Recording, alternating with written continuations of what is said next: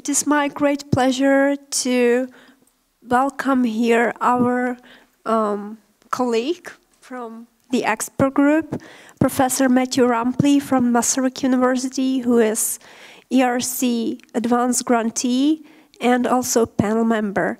And he will say us more about the evaluation process.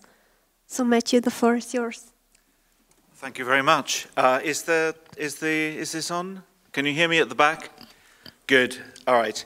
Yeah. Well, it's a great pleasure to come and speak, and obviously thank you for asking me to come and share my wisdom with you.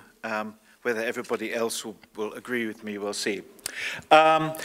I'll just say a little bit about myself then, which is that I am currently coming to the end of an advanced grant, which is on the art and architecture of Central Europe.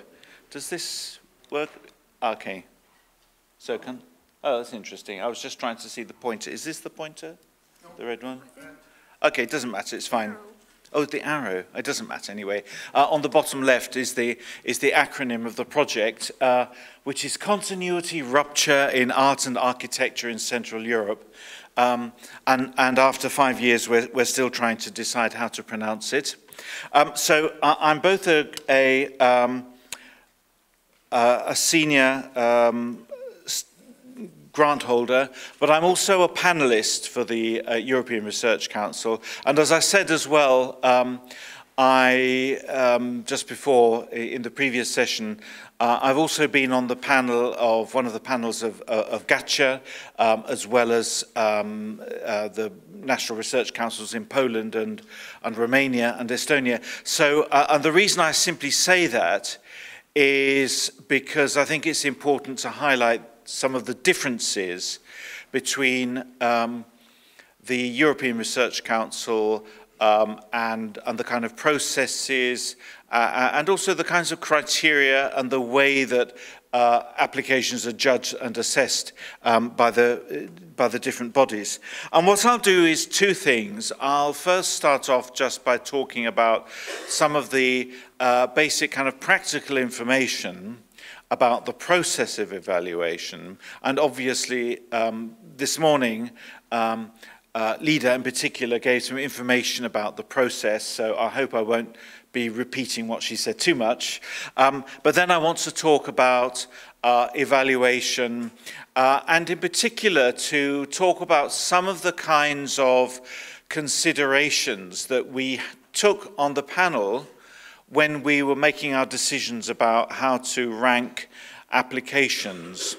And what I should say, of course, is that although as much as possible, panels will have a general sort of consistency from one to another, but obviously each panel will be slightly different in quite how it interprets its task, or indeed in terms of the weight or importance it attaches to different elements of the application. And so that's important to emphasize. And in particular, the evaluation process is not a science. It is very much a matter of the judgment of the panelists, which takes into account a variety of different factors.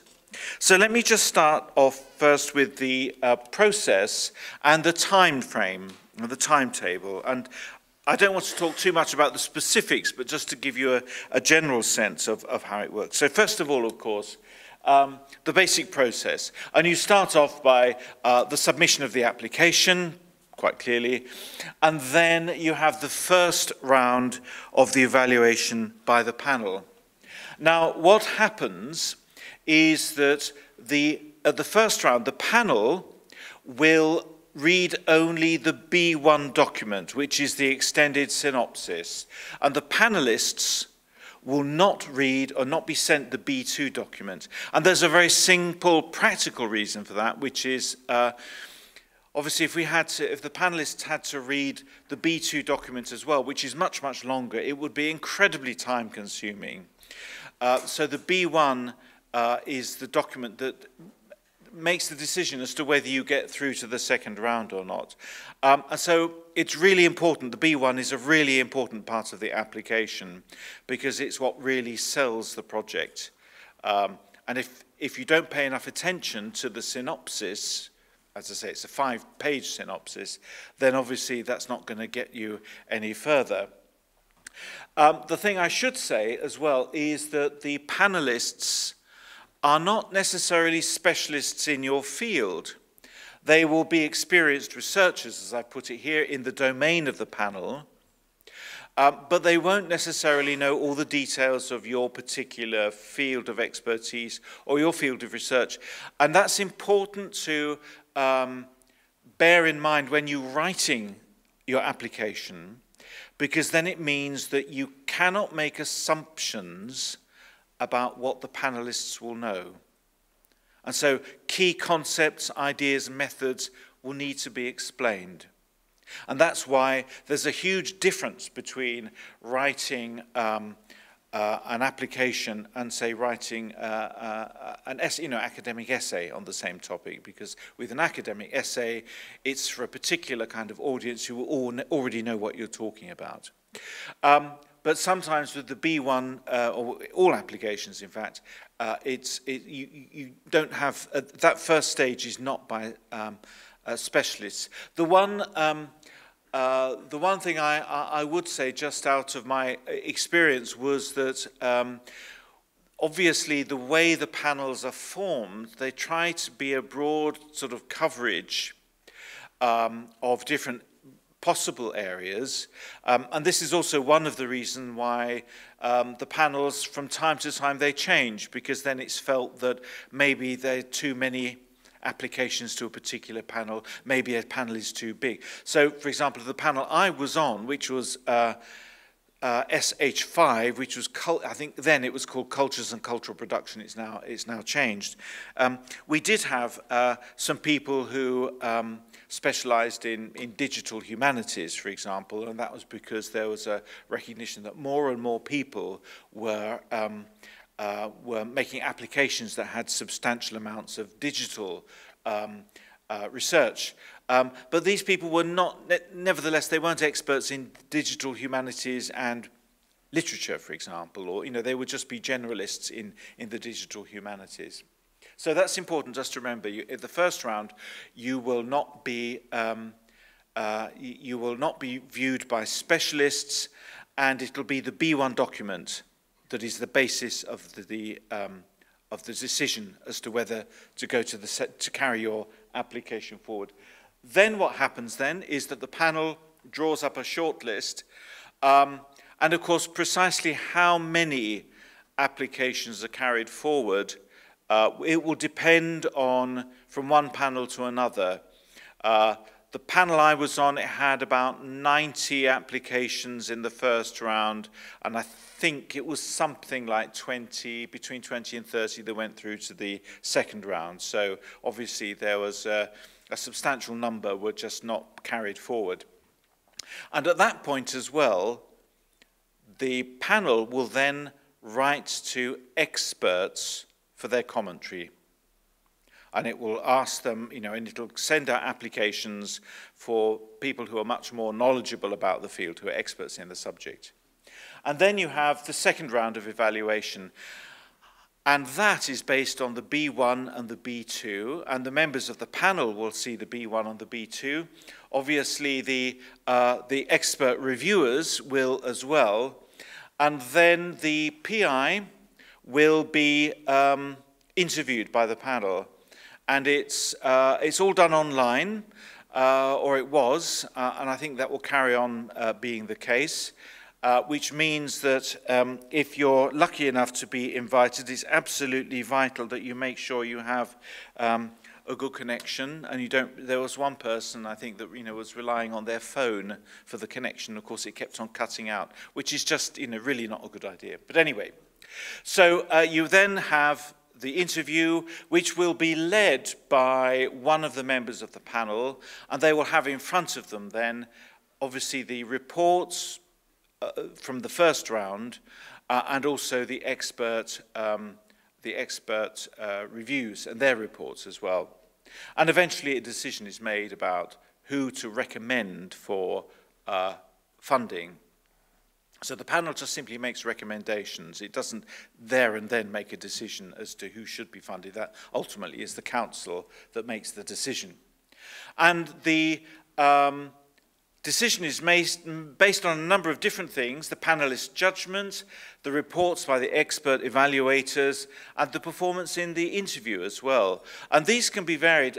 For example, sometimes it could be that there was a brilliant B1 was written, and then when you read the rest of the application, it wasn't very good.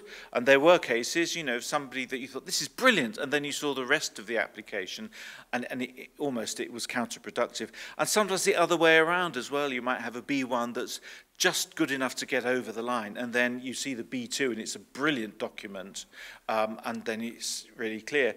The other with external evaluators' reports, and if you ever receive them, what you sometimes will note is that they often may have very different opinions of an application. And there are various different reasons for that. One of them, of course, is that an expert evaluator may simply be viewing an application in isolation.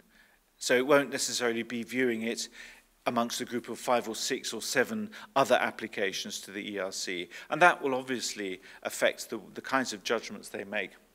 And then the performance. And there were sometimes performance people, you know, in interview will be excellent to give a really good account of their project, and others will be much less convincing. And it's this combination of all three where the members of the panel will really try to as conscientiously as possible and as fairly as possible, reach the decision about which application to put forward for, you know, to recommend for funding. So that's the process. Now, you've already seen the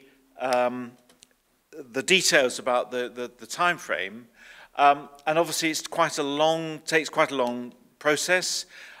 Even after the panel has met, even after if you've been lucky enough to have been interviewed, it will still take some time before you are notified of whether or not you've been successful. And then it can also be some time before you get the feedback as well. Patience is the word. The one thing I think which is really good about the ERC, and especially comparing it with the grant agency here, is that there is flexibility about when you start. So, you know, if, for example, in the grant agency here, you get notified at the end of November, there's this expectation that almost immediately you've got to start the project.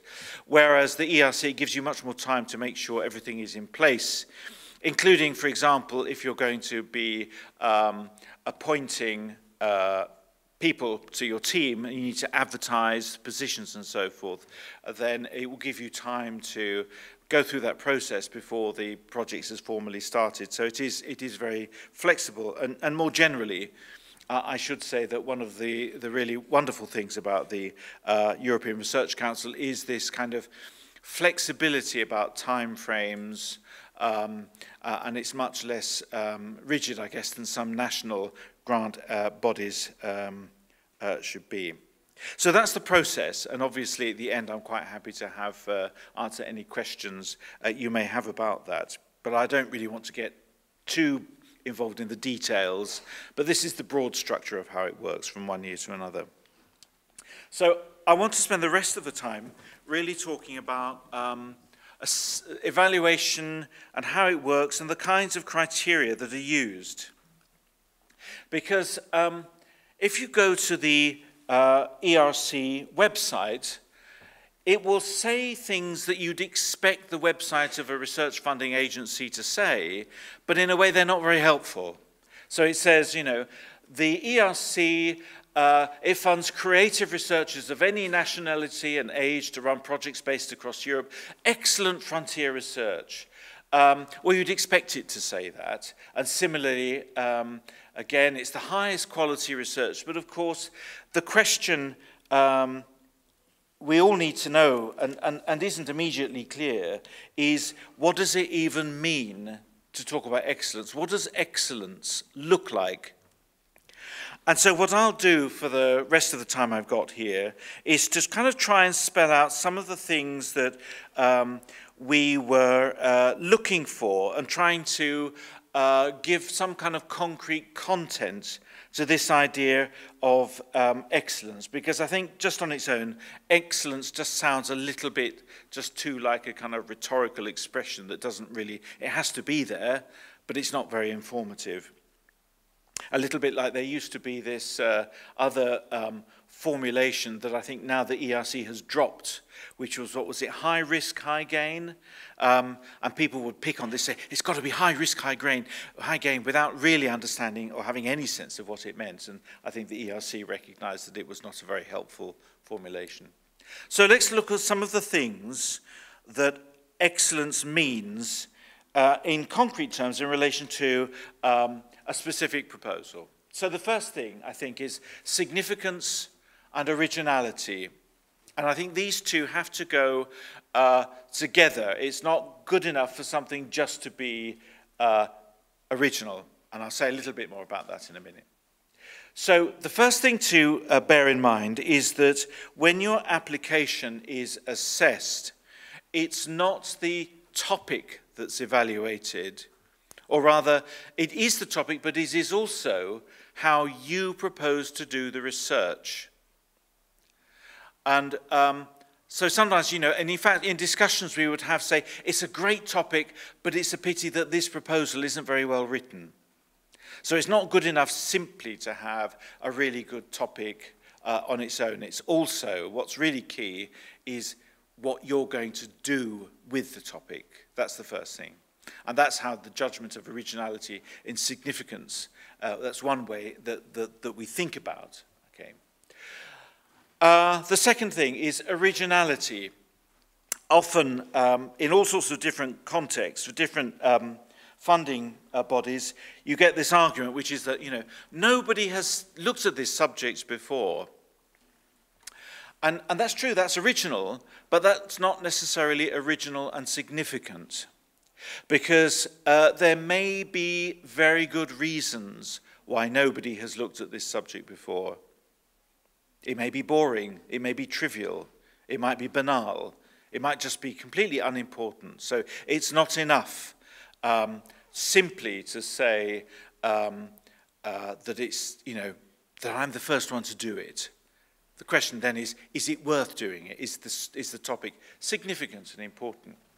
And linked to that, and I say that particularly because I think a lot of colleagues, and I've, as I say, in lots of boards, lots of colleagues have put forward applications that do this, which is to talk about promising to fill in the gaps. And in fact, even in the technology group, when we would have some at early stages of that process, when people would have the first, their first draft, first version of an application, and they would look as if they were going to fill in the gaps of scholarship. There was something, you know, that was left undone.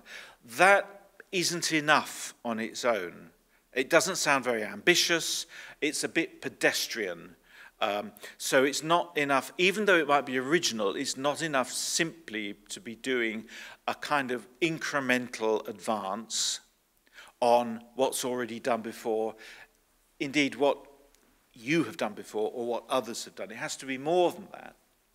And in addition, it's not enough simply for the research topic to be original. What's really important is also that you can show that you are asking original questions about the topic. And in addition, that maybe you're using original methods of analysis. So originality has to work on a number of different levels in order for you to give a convincing account or persuade the panel that what you're proposing to do will make a considerable contribution to the advancement of science. Significance.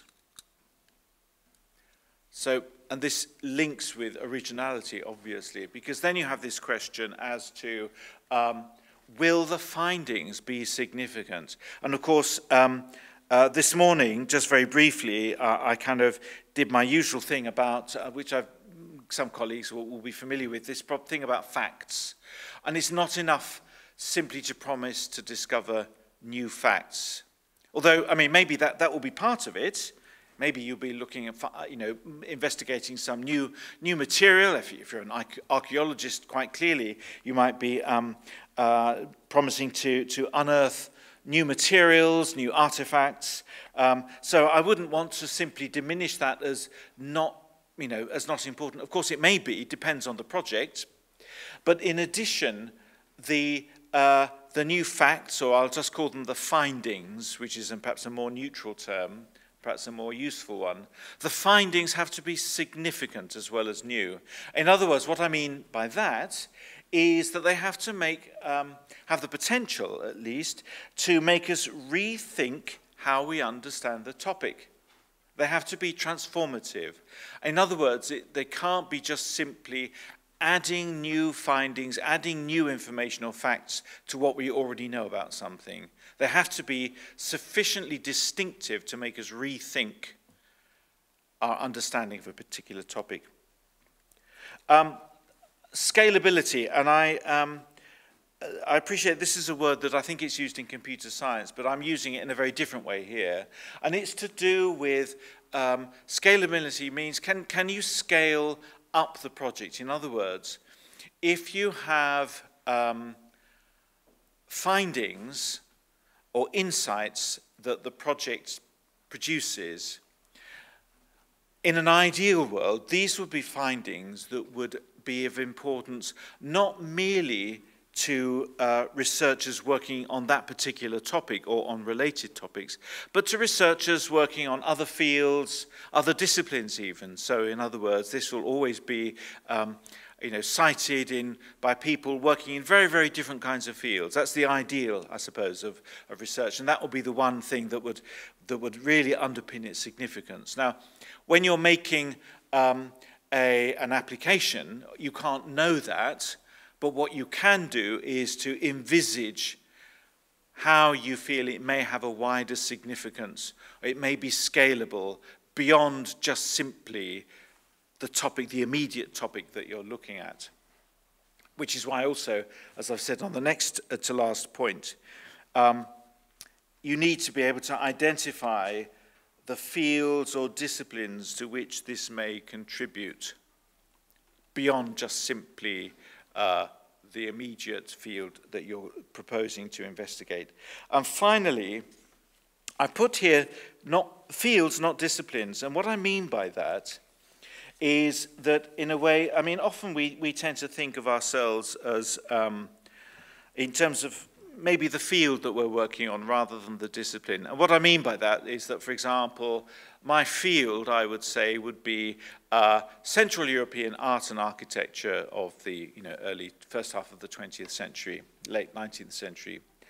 But maybe that alone is not ambitious enough, and you need to think about not simply, or I would need to think about how my research informed not only that field, but also maybe art history more generally, even, and a whole range of other things. In fact, it will be important not only for people working on Central Europe, but maybe people working on art and architecture in other areas. That's the kind of way you need to think about it, or ideally, or try to at least imagine how your research might have implications for those. And you should be aiming for it, and that's what really makes for a significant project, because it has a scalability about it. So that's significance. Now, one of the other things, it'll be called different terms will be used in different contexts. But what's also important, and what we often looked at, what we always looked at actually, was the question of framing. Is the proposal framed in the right way? And this means a number of things. The first is it driven by an appropriate set of research questions? And it's quite surprising how sometimes researchers, and this is often a sign of a not so good application, and I'm not necessarily talking about the ERC here, would not necessarily be able to identify the question driving the research.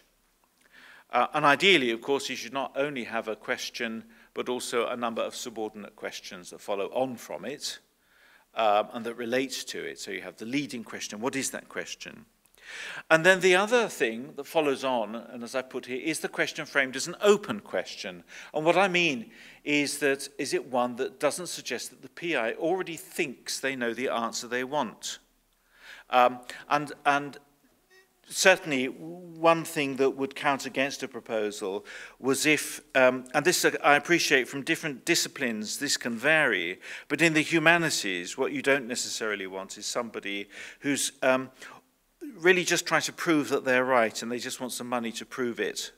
And they've got a question that really is just formulated in such a way to prove that they're right. So the proposal needs to be open to speculation. Okay, it needs to be a kind of an open kind of framing. Thirdly, as well, is the proposal framed in a way that indicates that the PI will also be reflecting on their own working assumptions. So in other words, you could sometimes get applications that would say, I'm going to use this or that method without having a rationale for the choice of the method, or without building into the project some place where they might actually reflect on, you know, what are the gains of using this particular method rather than others. And that's really important, that sense of self-reflection, and that makes for a strong proposal and a convincing proposal. And finally, I think that probably the most important of all these is this, the way in which a project should be framed in terms of maybe the broad general problem that is raised, and then you identify the way you're going to answer it. So for my own project, in fact, which was about Central Europe, but that wasn't the question. The question was about the impact of massive social change on the visual arts, which is a very general, generic kind of question. And then we proposed to answer it by means of looking at Central Europe after the First World War. And I think the best proposals that we would, the ones that tended to be favoured were ones that had this kind of rather imaginative way of thinking about the question and about the topic. And the reason for that as well is that that also is going to help you have greater scalability in the proposal. So if you're thinking about a broad conceptual problem, then it means that although you might be looking at something quite specific historically as a way of investigating it, it still leaves you room for opening up and exploring that same question in relationship to other topics, other fields as well. Now, state of the art. Does the proposal justify itself? And surprisingly, I find it interesting that often people struggle to write a convincing state of the art. So first of all, the state of the art, in the B2, you have to write this long analysis of, or literature review, I prefer the term literature review, but state of the art. And you have to write this long state of the art where you have to situate your proposal within the current landscape of research. Now, the first question then you have to ask as a reviewer, or we did ask as a reviewer, it was, does the state of the art actually support the claim to originality? So, okay, even if you've managed to put together a convincing claim that the project is original, when it then comes to itemizing the current state of research in the field, do you provide a convincing explanation or an account of that claim to originality? And that also means that your state of the art has to be sufficiently thorough. It has to be abreast of, you know, the most recent relevant literature. But the key thing, and this is where I think often people fall down initially, is that they think that when you write a state of the art, you're just writing a list of the publications in the field in order to demonstrate your knowledge of the field. And that isn't what a state-of-the-art is. In the B2, the point of the state-of-the-art is for you to, it's the opportunity for you to engage critically with existing literature as a way of supporting your case that this research is necessary, because it may be you're highlighting specific weaknesses or gaps or problems in the current literature. And I'm often quite surprised how, well, perhaps I'm not surprised anymore, but it is interesting to see how many otherwise, very good researchers, but they really struggle to write a good state-of-the-art because they just fall back into this description mode of simply listing all the things. And I really can't emphasize too much how important it is to think beyond that and to actually see that the state-of-the-art is a key part of the application where you really make the case for where your proposal sits and what's going to be different and distinctive and why it advances existing knowledge in a significant way. And then one of the other things that we concerned ourselves with was this question of, well, a researcher may have a really good idea, but is it really clear how the idea will be translated into concrete steps and methods? In other words, will the idea simply, is it clear that they thought how this will become an actual project of research, which is a very different creature from obviously just writing a paper about a particular problem or an issue. And there are a number of things that we tend to look for from proposals when they're doing this. One of them, for example, is the scope and the focus. Are they well defined? Is it clear what the limits are of the project? Or is it a little bit vague? Because obviously if something is a bit vague, then you might think, well, that maybe, that they won't know exactly how to stop, they won't be able to control the actual projects and so forth. And obviously, is the scope sufficiently ambitious? Similarly, does the project have well-defined parts? Has thought been given as to how you divide 5 years up with a team of people into sufficient elements that themselves are well-defined? And is there a meaningful relationship between those parts as well? So can you see a logic binding the different aspects of the project? And the best researchers too, research projects, give a clear sense of how these individual parts will work together to inform the project as a whole. In other words, the project should be more than just a collection of sub-projects, but there's a sense in which they all work together to make the whole thing coherent and to give additional value to it. And that's what we're looking for as well. Project design. Again, has it been well designed? There are other things that we look for as well. Things like, is there a timetable? Now, some people get fixated on should there be a Gantt chart. I have to say, I loathe Gantt charts, and there were plenty of applications that didn't have Gantt charts and that were funded. So that's not necessary, but what is important is to be able to identify milestones, that you've got a sense that you can track the progress of your research while you're doing it, so that the panel can be have a sense that it's well managed and you're going to manage it particularly, you can be able to track how you're heading towards your goals. Can you justify the team of researchers? And is there a logic behind the people that you want in terms of their expertise, skills, and experience? And it's okay to nominate specific individuals and say, I will have the following people on my team, but then obviously you can't include their CVs, so what you need to do is provide other evidence as to why they're the right people.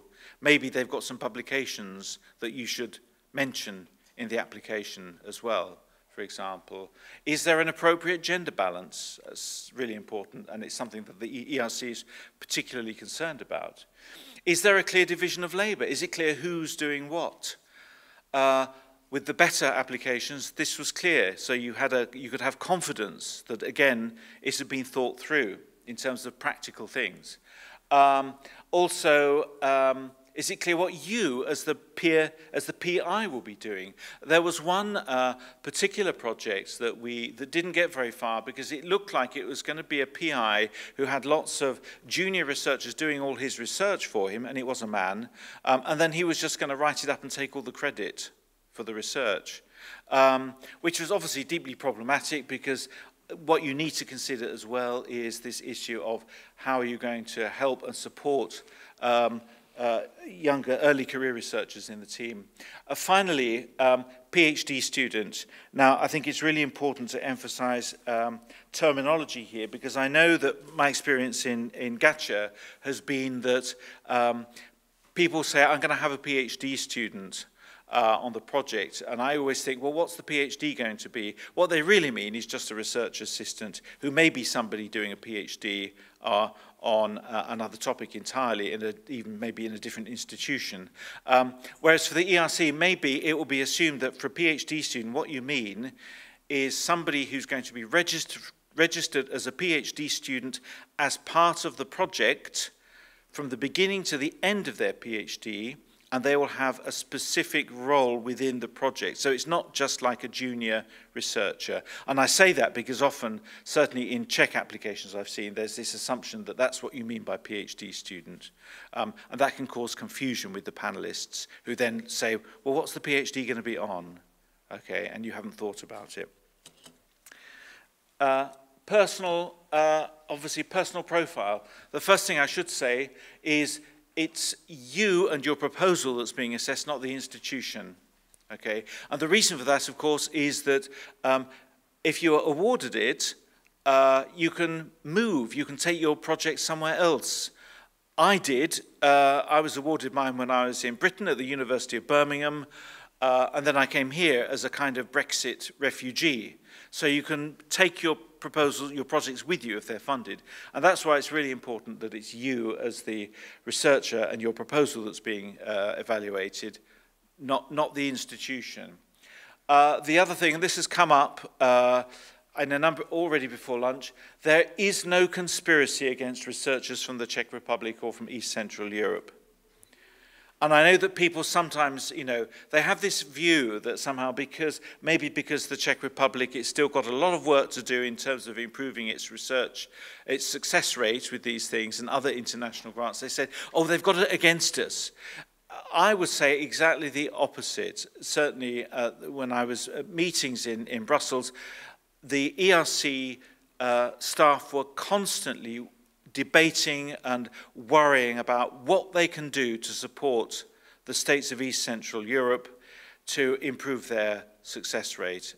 Actually, as Denika said, ultimately the answer lies with us, not with the ERC, but there's certainly a great deal of awareness that there are certain structural, cultural issues that need to be addressed, and there's certainly no kind of conspiracy or you know, there's no sense in which researchers from East Central European states are seen as somehow second-class citizens. It's just not true. Okay. However, obviously, as a PI, you do need to be a credible candidate. And that means a record of substantial research outputs, and we've already seen that there will be a limit on the number that you can cite. And that means that it's important to get away, I think, from what I think, certainly in the humanities and the social sciences, is this pattern of just mass production of short articles which are just too short to do anything in particular, and really focus much more on longer, more substantial publications that will actually get you noticed. The other thing, we had a debate about the language of publication, and the ERC really reaffirmed that if, you know, whatever language you publish in, there's no prejudice against that. And I can appreciate that in the natural sciences, English has just become the dominant language per se, and that's it. But in the humanities, social sciences, still, obviously, people will publish in their native language, and there's a great deal of care and attention paid to the necessity of being open to the fact that, obviously, doesn't matter what language it is, world-class research can be published in that language. And the changing format of the CV will, I think, probably give you the chance to make a case for the importance of your research, even if it's in a language that maybe people on the panel can't necessarily read, although it's been kind of quite interesting, the kind of linguistic acrobatics sometimes you put yourself through to try and read some research by applicants. Is there evidence of international recognition? This is important, whether it's things like being invited to international conferences as a speaker, cooperation, collaboration with international partners and so forth, and not simply being a sort of a passive partner on some project, but actually taking a lead, leading an international project. That makes the difference, because anybody can be on an international network and then just do nothing. So that itself is not going to be very helpful. But you need to demonstrate that you've actually led something. And also, is there evidence that the PI will be able to lead a team, that you'll actually be able to manage researchers?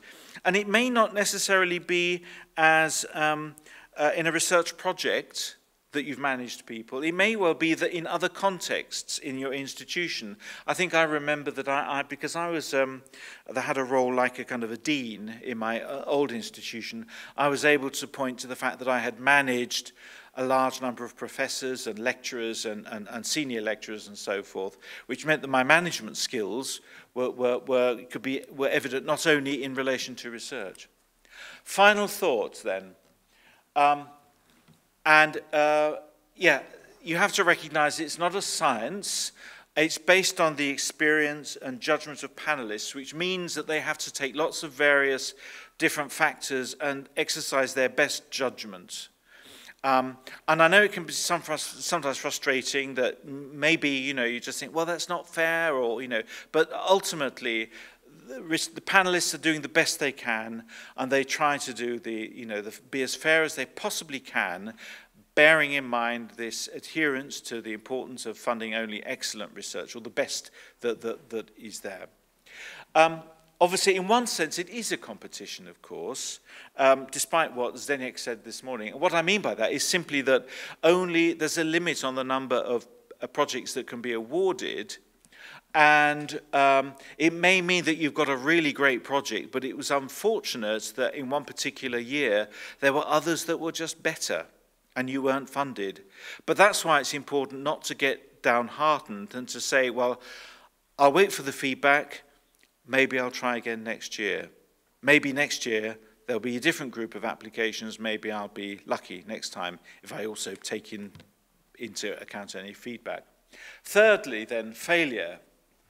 Yeah, people don't apply, both because it's a lot of work, but also because there's this fear of failure. And I'd say a number of things about this. One of them is obviously that because the ERC is so competitive, there is absolutely no shame in not being successful. It happens to everybody. It's happened to me, it happens to lots of people. So you just don't sort of think that somehow, I don't know, you'll be ridiculed or people won't take you seriously if you're not successful. It just isn't true. It's just part of everyday academic life, or it should be. You can always resubmit. What's important is to read the feedback carefully. And of course, there's a lot of people, because they've got hurt pride and they don't like the fact being told that what they thought was their brilliant project idea wasn't good enough. And so sometimes they can be a bit dismissive of the feedback that they get, and maybe, oh, I bet the evaluators, I bet they weren't from Eastern Europe as well. I bet they were French and German, so they were biased against me. You can't afford to say that. You have to accept to read it carefully, and even if you don't agree, or even if you think maybe the feedback is it being a bit harsh, it's quite illuminating to see how others see you.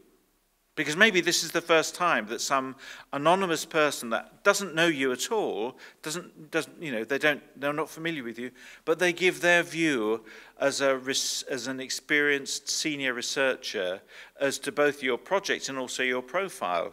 And I have to say, I'm sorry, Lida, I'm going to repeat myself from last week, but quite a few years ago, I put in a proposal for a project when I didn't really know what I was doing, and I didn't really have any support from my institution, so that's my excuse for not getting it.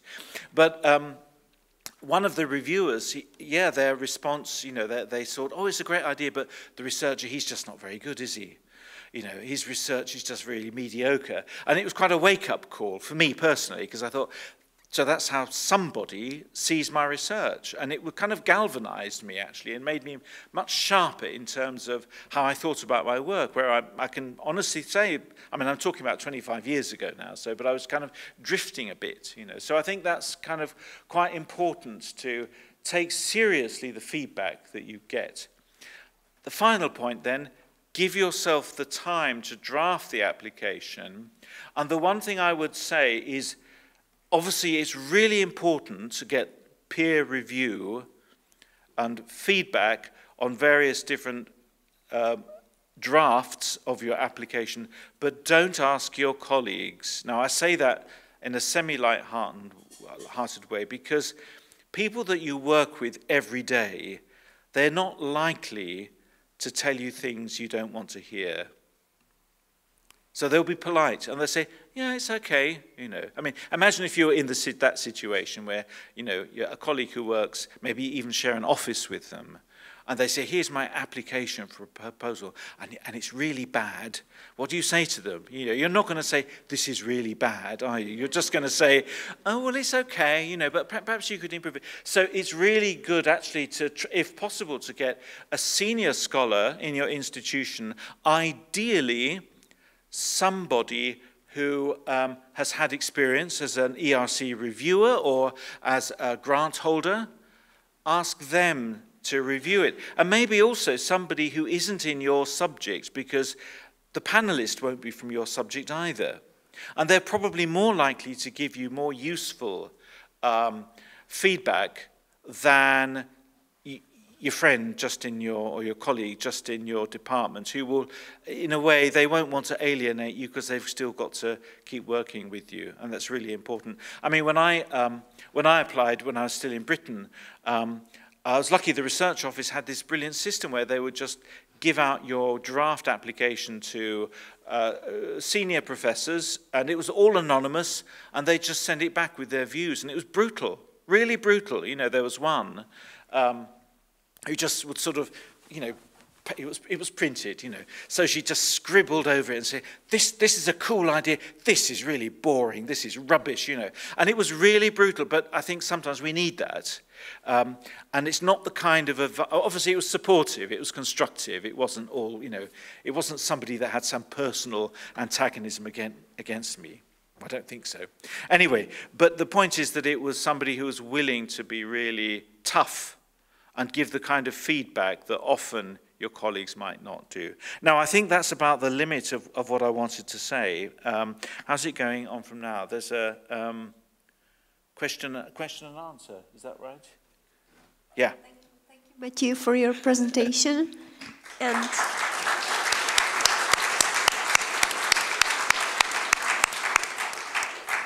you've had an excellent timing. It was, did I? Yes, it was very precise. Well, I realized I'd just forgotten to put on my stop clock when I started, so I was just making it up. But anyway, good.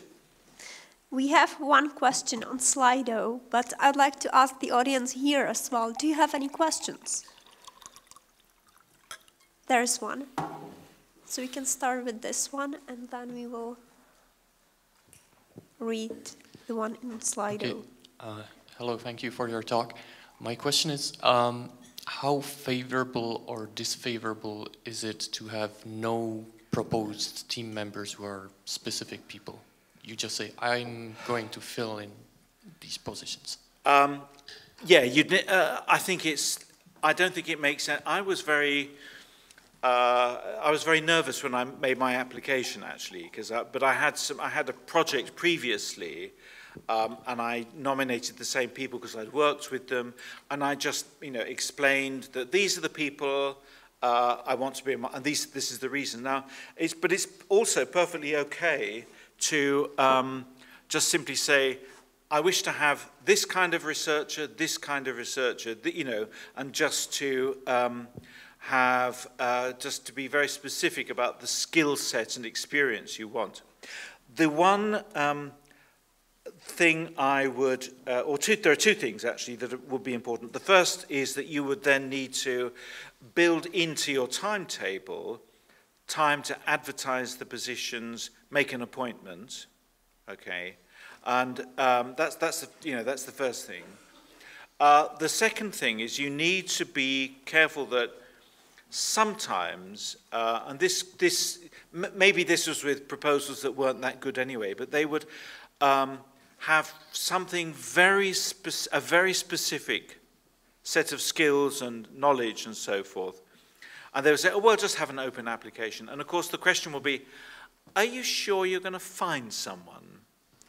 And of course, particularly, I can imagine in the Czech Republic, where the pool is not a huge one, depends on the subject, you might actually struggle to find the precise person you're looking for, which is why it would then be important to maybe have a plan B. You know, what happens if I can't find anybody?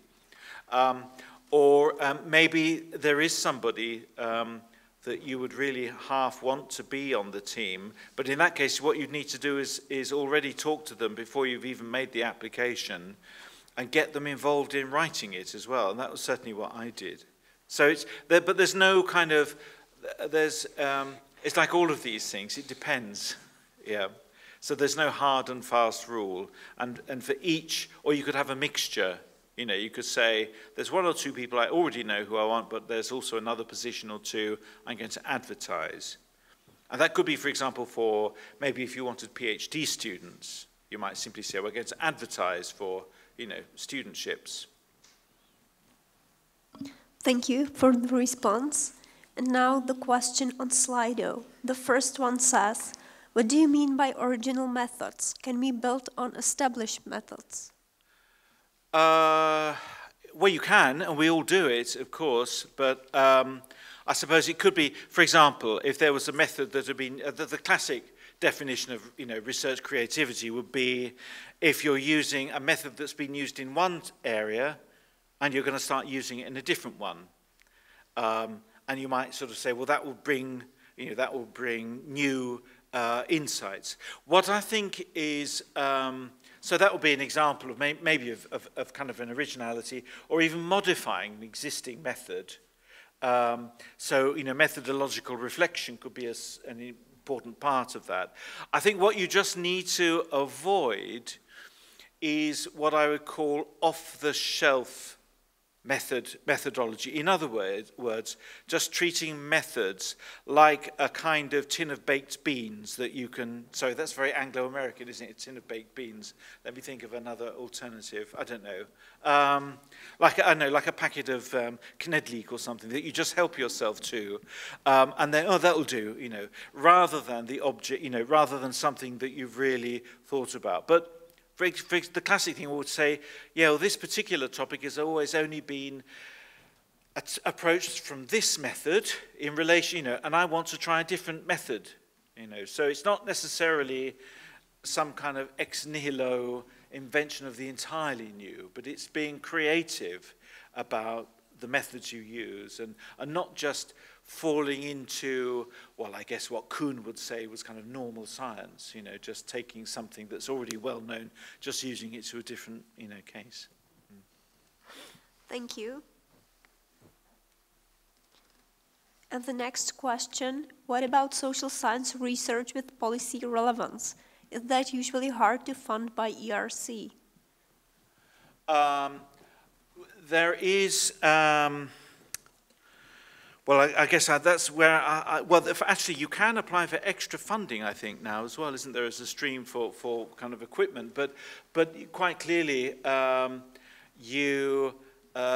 panelists are not able to interrogate your institution and the hardware or the equipment that it's got, but quite clearly you have to be able to say some kind of comment about the availability, but that's kind of beyond. I'd have to say I don't want to say too much about that, and maybe it would be better to talk to somebody working on the kind of science panels, maybe in the technology group itself, because it's not something in the humanities and social sciences normally that you have to address. You can obviously include within the grant a request for funding for particular kinds of equipment as well, so you can do it. I've not personally had experience of that. So you have answered the second question. Yeah. I will mark that as answered. And then the one I initially highlighted, which is about whether ERC is able to fund social science research with policy relevance. Yeah, but again, the point is that its focus should not be on the policy itself, so it's not applied research. And I would call, social science, so you can talk about some of the incidental gains as having policy relevance, but that shouldn't be the objective of the research. Thank you. And the very last question. What was wrong with the high-risk, high-gain concept? Can you comment on that? Yeah. Well, it's empty rhetoric. I mean, there are obviously some kinds of research really are high risk, and I would say that, I don't know, for example, if you were undertaking research into, medical practices on the war front in Ukraine, for example, that's a high-risk project, obviously, in all sorts of different ways. But I don't actually see that much humanities research is high risk in that way at all. And I think it's an exaggeration to say that it is. If you're a scholar of literature, there's nothing risky about that, really. I mean, let's face it, there's nothing risky about being an art historian. Unless, I guess, you were doing some project about, art theft in a war zone or something like that. So I think it was just decided that it was a bit unhelpful as a phrase, and people would they would cite it without really understanding or thinking about it, and so quite clearly there is some research that does fall into that category, but there's an awful lot of really excellent research which it doesn't really it's not really relevant and it's not helpful, I think. I could see a raised hand. Risk can include finding anything useful. Yeah, well, and you also have, obviously, you can put together a kind of a risk analysis, and quite clearly with some projects where it's dependent on, for example, working with human subjects. If you're an ethnographer, for example, quite clearly there's an element of contingency there that you don't have control over, and quite clearly also in scientific projects as well, where you're not sure of the outcome or whether the design of a particular experiment will be successful. But I think that again, that's just. There are other ways of dealing with that without necessarily talking about it in terms of this rhetoric of high risk, high gain. Well, anyway, that's the finding of the ERC itself, so ask them, in a way. I could see also a raised hand at the back. I believe Zdeněk has a raised hand. Yes, I have just a little comment. First, thank you for wonderful exposition, Matthew, on the evaluation. Just two little bits. One, abstract. Typically, the abstracts that is written by the people in the Czech Republic is not the abstract for the ERC grant, but the abstract for a survey paper. Right. When we got these registrations for the first workshop, 90, maybe 95% of the abstracts are just garbage. And instead of selling the main point of the proposal, it's just, that's what I've said. That's interesting. Yeah, no, you're right. I should have mentioned the abstract, because that's absolutely crucial to, because I guess the thing is that, like all good research application or research funding applications, it's a work of advocacy as well. You're trying to persuade. And I think that, I think too often, and this isn't unique to the Czech Republic, people in Britain, France, all over do it as well. They approach the research application as a kind of factual description Whereas what you need to think is that you're trying to persuade people. I mean, obviously, that doesn't mean that, obviously it has to be a solid, it has to be research, but the way you present it, you have to think of a particular way of trying to catch the imagination of the reviewers. Oh, this is an interesting idea, so that they want to get past, well, certainly when you're reading the B1, so they want to get past the first page, or even past the first paragraph. And so they think, so they will want to say, I want to know more about this. And I think some people don't pay enough attention to that. That's absolutely right, yeah. Yeah. And the last comment, I'm very thankful for your last point that you have on the slide. Like translated that to the position of our workshops, when we will see you in our workshops, or you will see us in our workshops, we will simply be trying to make you our friends by being very tough on you. Matthew can confirm that. The first thing what we are saying, now you still have a time to leave, because we will be straight. There is no time dancing around. We'll be just straight right to the point. And then at the end of the workshops, we really are all friends. So I think this is something which is very unique on the ERC community. Yeah. Yeah, he's not lying about that, actually. He does say, you can leave if you want to, But no, but you're absolutely right, because it doesn't help anybody just to be overly kind. I mean, what's that, And obviously it's constructive criticism. But I think that probably one area where maybe the Czech academic culture is different from Britain is that people are much less used to that kind of criticism, and so they find it much more difficult to take. And you see that in all sorts of other ways, like, for example, peer review. There's not really, not many journals are properly peer reviewed either. And it's the same allergy to being peer reviewed. Whereas my view would be, well, it's better to be criticized now when you're still working on it than to submit it after 9 months, after a lot of work, and then find some strangers, criticizing it. And, so it's really important to, just to listen. And you might not always agree with things that we say, but the point is they're said from a position of experience, and they're meant as helpful, even if sometimes they can deflate your ego a little bit, and you feel, oh God, really. But that's important to accept that's, and I would say, personally, I'm not exempt from that either. I mean, I wouldn't say that just because I'm some kind of middle-aged professor, that doesn't mean I don't have something to learn either. And we have one more question in the audience. Okay. Again, thank you very much for the prospect. I would like to follow up on your open research questions. How much could we be open in terms of, okay, if we do some really exploratory research, and moreover, as suggested many times, yeah, should be kind of a paradigm shifting research, we time to time do not know where it could lead us. So in terms, how much could we be fair in terms of saying, okay, I have no idea how to approach it. I wouldn't say that was a very good strategy for a proposal. No, I mean, I know how to approach it, but I have no idea where this could lead in the end. And the aim of one of the sub-projects or one of the aims could be, okay, I will explore this eventuality, but I have no hypothesis on the table because this is going to be explored. Okay, let me think of a concrete example. Okay, rather than simply saying I'm going to use this method, all right, in order to prove X, Y, and Z, it may be just simply a way that you reformulate it and you say, I'm going to test the validity or the gains that are made if we use this method, And obviously, your decision to use this or that method or this or that procedure is not going to be a random one, arbitrary. So you have to be able to justify why it's a well-grounded,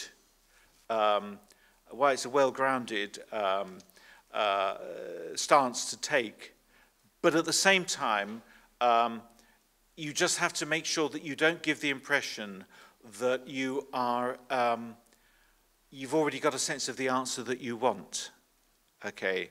Now, again, I guess probably within the natural sciences, because it's so built into people's DNA, that's probably, the way that questions can be set is less of a problem than I think it is for the social sciences and the humanities.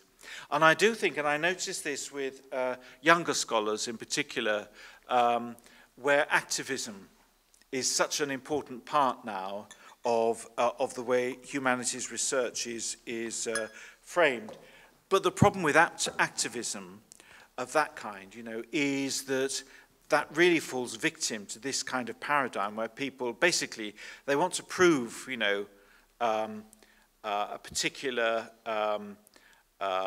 point about the world, you know, the politics of the way things are going, the way they think the world operates, and they're just using the research in a kind of instrumental fashion to prove their point, which they already thought was true before they even started the research.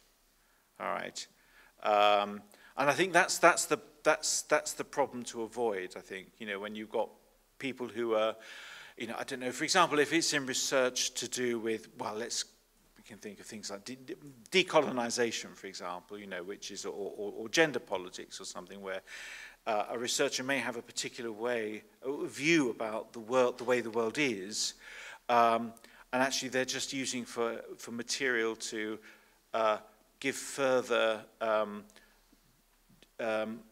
underpinning to their view of the world, rather than being open to the possibility that their view of the world might itself need correction. And I think that's what I mean. Yeah. Does that make sense? Sort of. Yeah. Okay. It makes pretty sense, but I thought actually the opposite way. How do you mean? You are open to the point. Yeah. That the aims would be very vague because it needs to be explored. Especially when you think about conceptual shifts in, yes. in a field. Yeah. But as I say, the point is you can't just simply say, well, I've got no idea where I'm going. Yeah.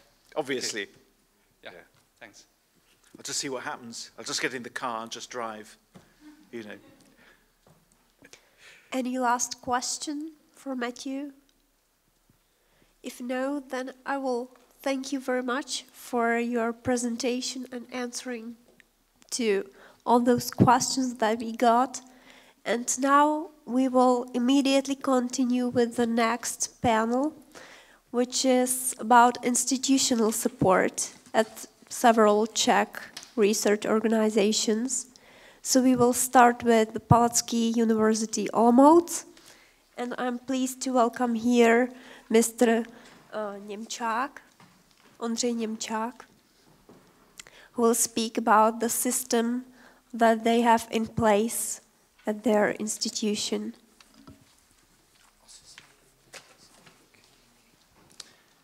Good afternoon, ladies and gentlemen, dear colleagues. I would like to introduce myself once again. My name is, thank you.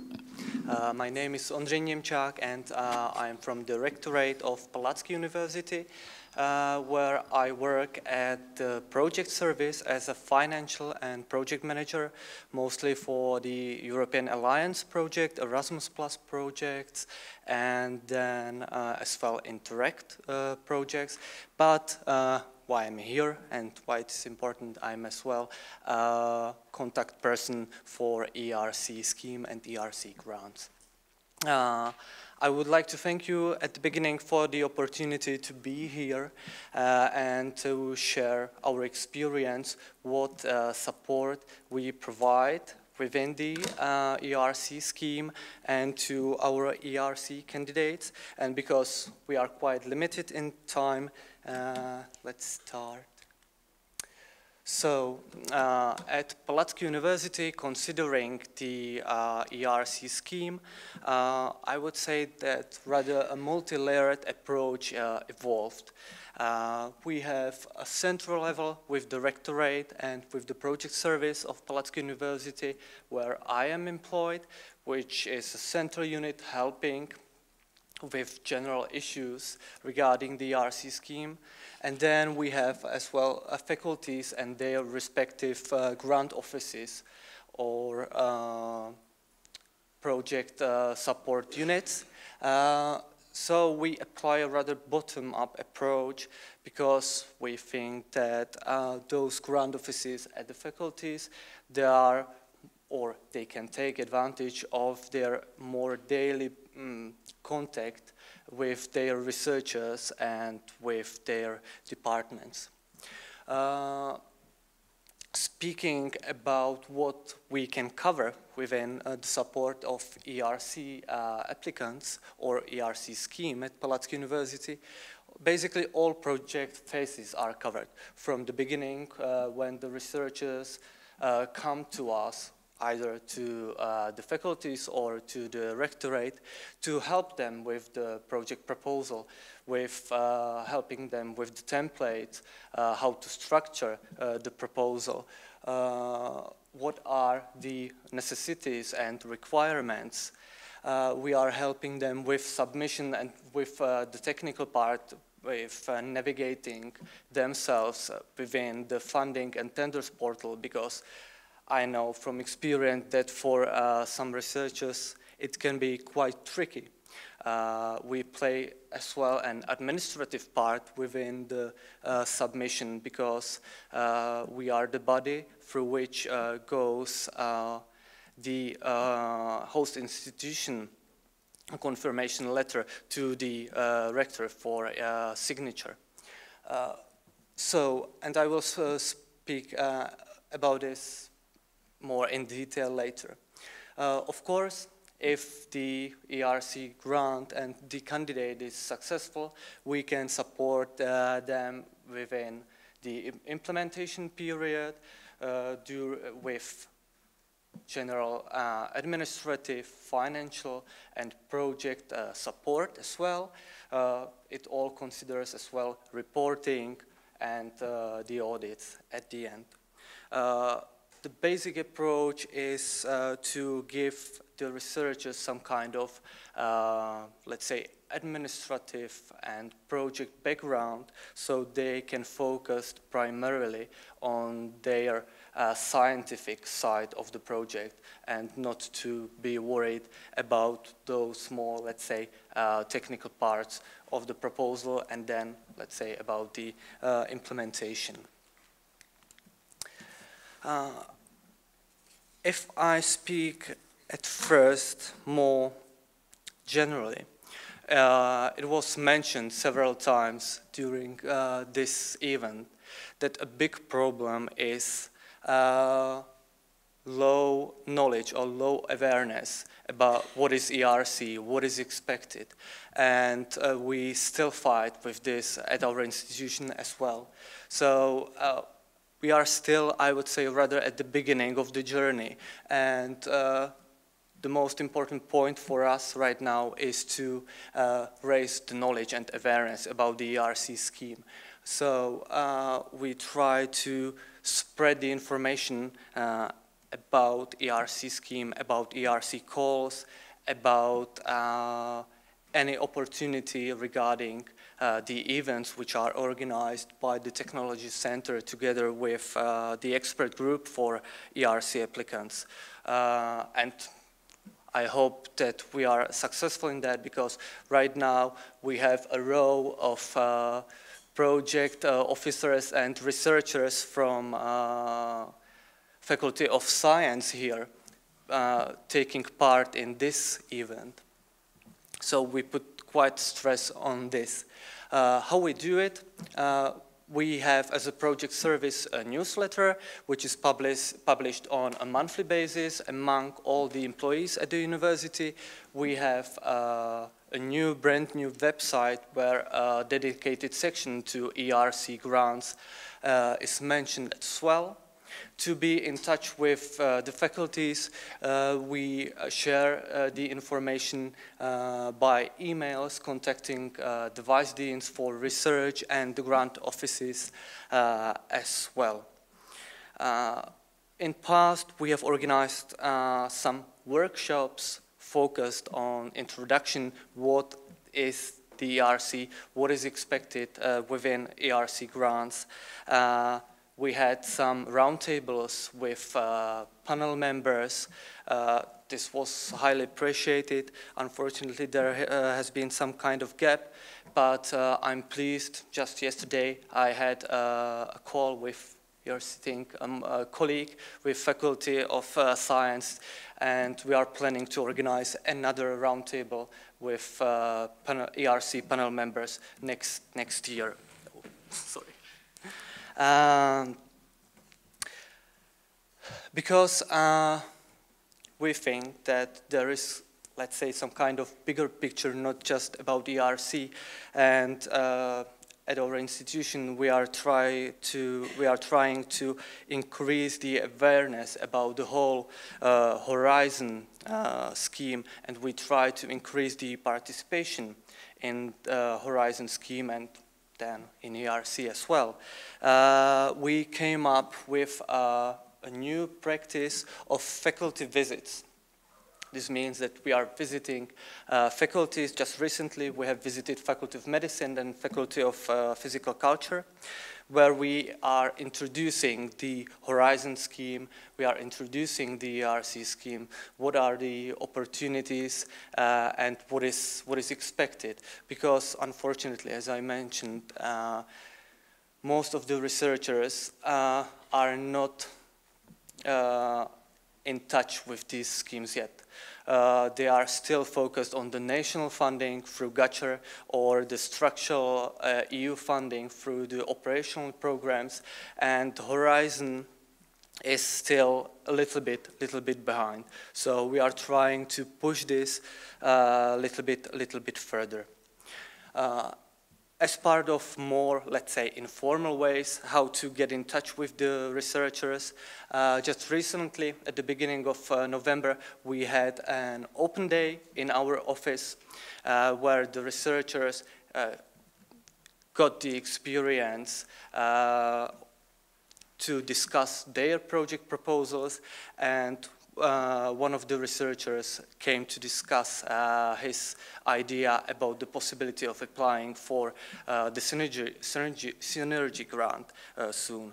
So, and this is what we done, let's say, on central level, but we have very active faculties as well, especially our Faculty of Arts is very progressive.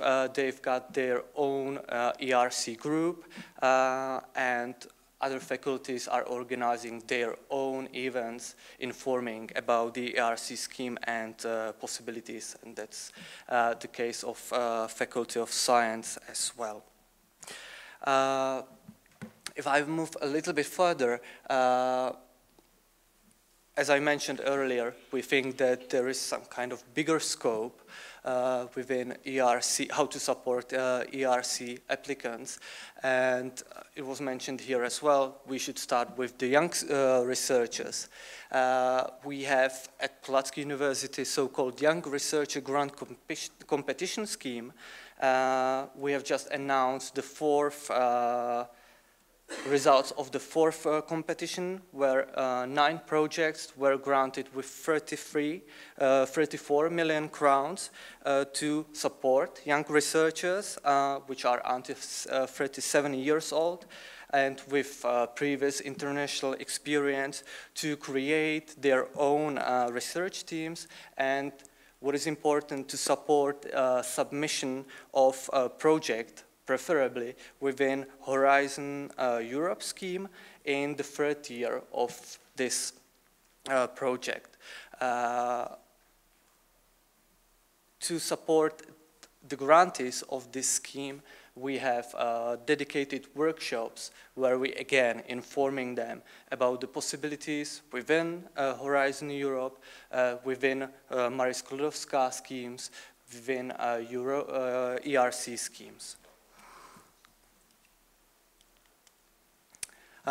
If I move from more, let's say, general level to the individual level support, I mentioned at the beginning that we basically apply bottom-up approach. So it's up to the researcher to decide when they want to apply for ERC grant, if they come to their grant office at their faculty, or if they come to the Rectorate, to the project service. Both options are possible. There are no limitations or, let's say, disadvantages, because even though the project proposal is prepared at the faculty level, we cooperate with the faculty from the central level to assure everything is in order, all the attachments are ready. So back to the individual level support, we are open to any project proposal consultations at any stage. Obviously, we advise researchers to start with their proposals quite ahead before the deadline, but it's not always the case, unfortunately, and sometimes it's the biggest struggle when a researcher comes, let's say, 2 months before the deadline with request to write an ERC proposal. So what we provide formal and administrative requirements check.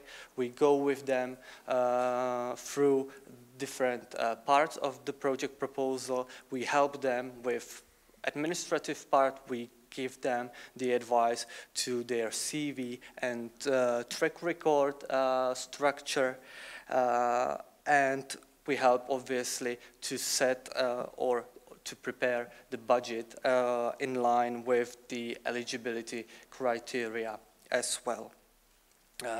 How we are involved at the individual level as well is that we try to prepare our possible ERC candidates for the workshops of ERC expert group.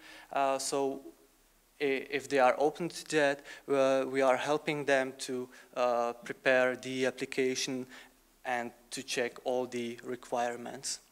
We offer as well networking possibilities, or we are open to provide the ERC applicants with networking possibilities with ERC grantees at our institution or ERC panelists.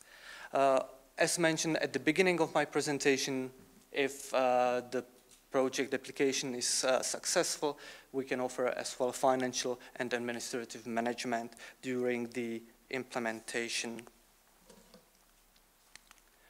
And just to conclude what was said at the beginning, I would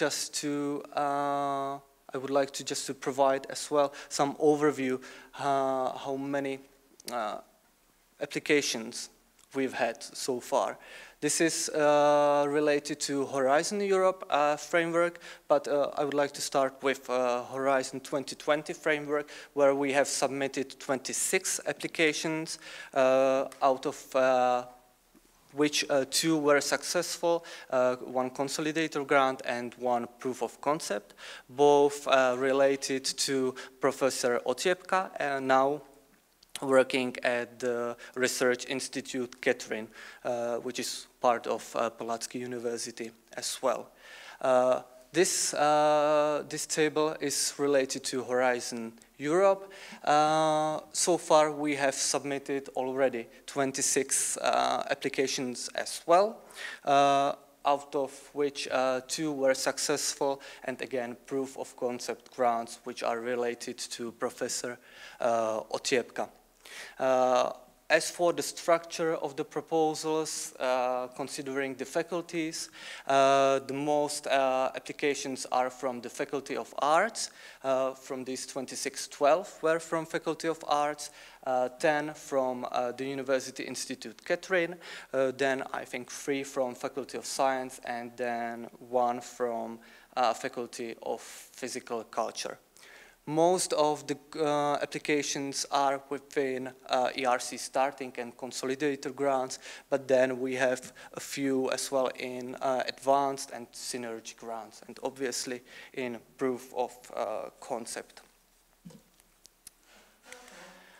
So this is just the overview of successful grants, Horizon 2020, as I've mentioned, Consolidator and Proof of Concept grant, and within Horizon Europe we have now 3 running grants to our Proof of Concepts, and one is Advanced grant.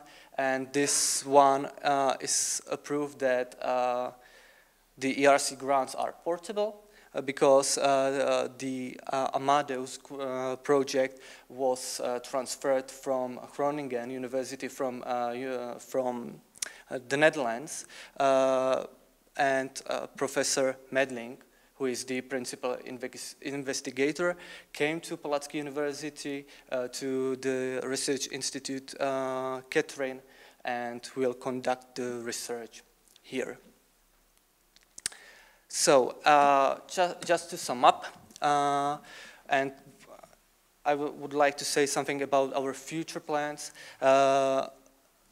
Our biggest aim is still to support the information sharing and the awareness of ERC grants. We would like to issue some kind of guide or brochure how to create a proposal at Palacký University. What are the requirements to give some kind of guidance to ERC candidates? We would like to have a bit more of these workshops and possibly roundtables to give different views to the ERC candidates or to prepare them for the whole process.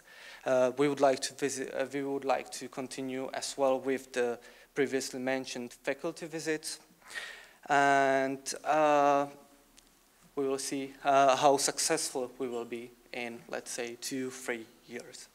I would like to thank you for your attention. I would like to thank you for work of the Technology Center and ERC Expert Group, because it proves really, really helpful. And I've got, because we've had some participants in ERC workshops, and they always really appreciate the work of you. So thank you very much.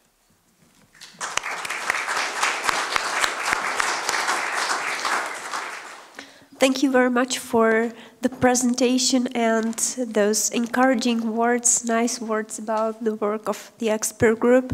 Now I'd like to ask another speaker, next speaker, Ms. Veronika Palečková from the Institute of Organic Chemistry and Biochemistry of the Czech Academy of Sciences, to present their experience at the Institute. Good afternoon. Thank you for letting me present here.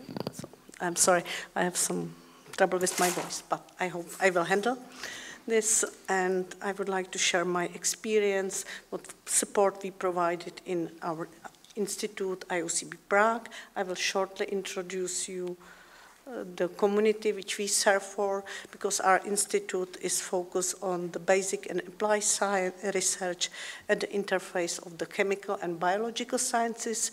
We are pretty known particularly for the successes in medicinal chemistry, chemistry of natural product synthesis, and also molecular modeling. We use the money from licenses which we get from our result, and use them for the purchase of cutting-edge facility and technology. So our institute is pretty much well equipped, and there is a lot of cooperation with the strong partner in research and also in commercial sphere. Currently we have 950 employees, and there is more than 180 postdocs, and out of it, and 220 PhD students. We are pretty much international community, as the researchers from more than 40 nationalities work in our institute, and currently we have 7 ERC grants and 12 Marie Curie grants. We are aware that key for success is to start early. It's the reason why we really start to spread awareness of ERC grants, and we have information on our intraweb when our researcher can find a summary, goal-specific guidelines, and all information they need. We also take more active approach, so we are doing mapping and try to identify suitable candidates based on their curriculum.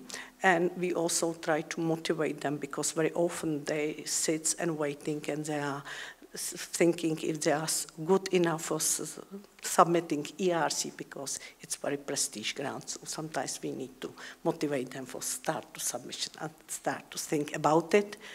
We are using in-house expertise, because we have a couple of ERC holders and panelists in the institute.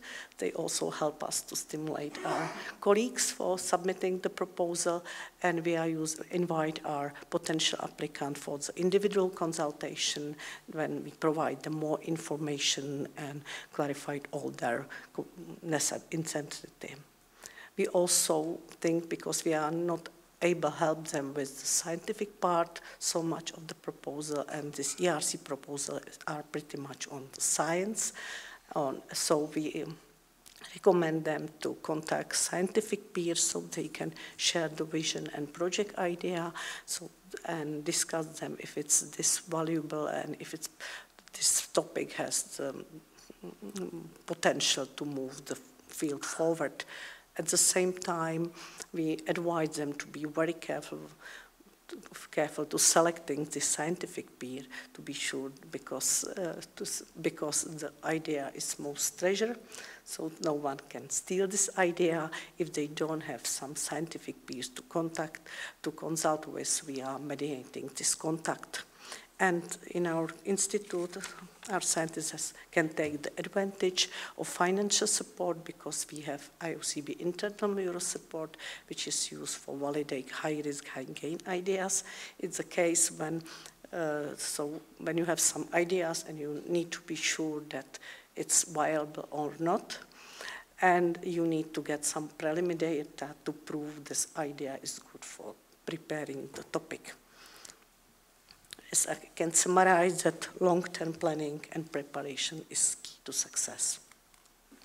Once they decided to start preparation of ERC proposal, this preparation is based on the individual consultation, because completely different support is needed for someone who is on the beginning of the career stage and applying for ERC starting grant. It's someone who is more experienced in applying for ERC. Advanced grant and completely different support is needed for someone who is going for ERC proof of concept grant. We provide general administrative support to help them with the FTO portal to set the submission of the proposal, and helping them with the online form. There are some more technical questions. During this first consultation, we also try to set some timeline for the preparation of the project proposal. Even we provide continuous support and continuous consultation during the writing. We also try to keep them on track, so be sure they have enough time for preparation of all parts, even B2 part, because sometimes they have tendency to stuck on the B1 part and they don't have enough time to prepare the other part as well. We help them with the budget preparation. We have internal templates. We help them in case they are planning to purchase in some equipment. This budget preparation is especially important for people which are coming from outside IOCB. Very often they don't know the internal institutional rules and also don't know the national rules, so they need our support more than people which are aware of this all financial restriction and setting. We help them with the preparation of CV and the track record, more on the formal side, and we do several rounds of reading of draft part B1 and B2, more on the formal side. So we are checking on the structure to be sure that reviewers find answer to all questions they need to answer to the review form. If we are looking if this proposal have some logic, if it reads and if it's understandable, not only expert on very narrow field, but also to more generalist. and we help them with the English. Sometimes they're asking the colleague from when we have the English co-repetitor in the institute as well. Our recommendation goes also on the graphic side and the design changes of the proposal, because it needs to be very user-friendly, and we are asking also and helping them with help of the professional. We also advise them on the consultation with internal and external scientific peers, so they can shape the vision and prepare it, the proposal, in the high-quality proposal. Most of the consultation and preparation goes inside our institute, but also there is possibility to ask the external consultancy agency. Once they get to the second stage, we help them to prepare for the interview. So we organize several rounds of the mock interview with the scientific peers. We try to simulate the condition as close as possible as they will be during the real interview. So we try to use the WebEx online application, which is used for the interview, and helping them with all technical aspects, so they will be comfortable with the technique, with the science, and so on. We try to invite based on the agreement with the PR, with the scientists, different audience, so that would be include the experts, but on the narrow field as well as the generalists, because sometimes there are very nice comments from the people coming from the different field, and it's also good and useful for the panels which are not expert on the given topic as well. We made a recording of this mock interview and giving them back to the scientists. You can see when there are several rounds on the interview and from this recording how they are improving this presentation, and also they can use this recording for consultation with the colleagues which are not able to participate on this online interviews, mock training, and we provide them training, we provide them feedback on the formal side of their presentation. We very much value the work of the ERC expert group, especially the workshop, and we highly encourage our high-quality applicants to participate in this workshop. We have very valuable feedback back from our colleagues who participate in this workshop, and we try to get our applicant very well prepared for this workshop. When the project gets granting, there is support for the implementation. Thank you.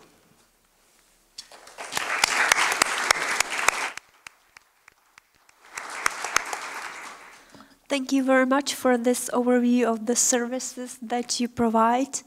And now I will ask our last speaker for this session, Ms. Veronika Syrovátková, from the host of our today's event, Charles University. The floor is yours. Okay, hello. I hope you have still some energy for my last presentation before coffee break. So let me introduce a little bit again. I am university consultant for ERC with the Department of Science and Research here at Rectorate of Charles University. Let me state the purpose of my presence here today. We've already heard some really good practices of ERC support. And now let me introduce you the way how we do it. But I should mention first that despite the fact that I am here to give you information about the complex ERC support at Charles University, it took me almost 1 year to catch all the information. So if you don't understand something that I'm going to speak about, I would like to assure you that you are not alone. So, well, without further hesitation, let me start with some graphs. On the left side, you can see a distribution, our ERC grants between faculties, Faculty of Social Sciences, Faculty of Mathematics and Physics, and Faculty of Science. In blue color are PIs who have their grants at Charles University, but we also have PIs or head PIs who transfer their grants to different host institution, the red color, and the blue one is one case when PI moved her grants to Charles University. On the right side is graph describing gender balance amongst our PIs, and as you can see, 1/3 of PIs are women. Above is a graph where you can see a distribution between grant schemes, and the majority is starting grants. But the main question of the day is how the ideal institutional support should look like. And I would like to briefly remind here one document, which is, in my humble opinion, the so-called must-read. I would really do recommend this document to all who are wondering about the first steps, how to set or develop ERC support. And now, finally, something that you are waiting for, our practical support, what we have. Our team consists of 3 people, ERC coordinator, who is in charge, and I'm honored that I could cooperate here with Professor Strakos. Next, there is ERC contact person, which is my position, and last but not least, ERC administrator, which is perfectly handled by my colleague Eva. We have a so-called ERC pipeline of potential applicants, and my main idea is to have a view of PIs and work with them in advance, ideally 2-3 years in advance. And pipeline is updated based on list of startup grantees and based on information from faculties. We provide mainly pre-award administrative support like consultation, review and feedbacks. Post-award support is completely under the responsibilities of faculties. We have a few rector directives connected to ERC, and one of them says how the host institution letter should be processed. For example, we want to see the project proposal at least 1 month before the call deadline, and that's because we wanted to give our full attention to the proposal grant. About mock interviews, we do not organize them at central level. We cooperate with Technological Center Prague and expert group, so mock interviews are also under the responsibility of the faculties. Also, we have informative documents like ERC brochure, how to write a strong ERC proposal, which is a guide on how to go about writing and submitting an application. And also we have some leaflets with basic information about ERC grant schemes. Startup grants. In order to help young scientists start their career, Charles University has a complementary university program called Primus. Primus aims to encourage young researchers with international experience to establish new research groups and laboratories. Selected researchers are enabled to run their own project during a period 3 to 5 years, and they can apply for a maximum 3 million Czech crowns per year. The second startup grant, which is currently under preparation, should be from the scheme Marie Skłodowska-Curie Action Co-Fund. The aim is to bring postdoctoral fellows with foreign experience to carry out a research internship at Charles University. In total, we aim to support 20 postdocs for 2.5-year internships, And if the project is supported, the start of implementation will be around the first quarter of 2025.